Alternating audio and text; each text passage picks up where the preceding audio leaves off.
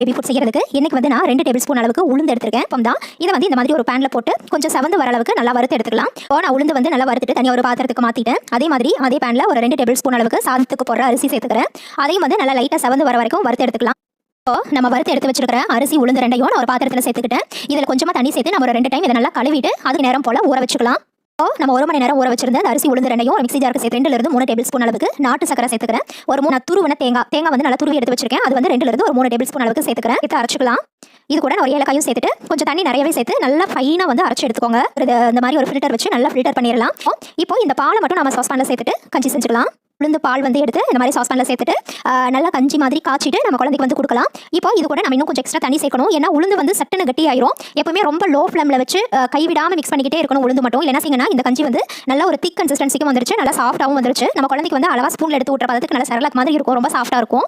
இப்போ இந்த ஸ்டேஜில் நம்ம ஸ்டவ் ஆஃப் பண்ணிட்டு இதை சர்விங் பவுல்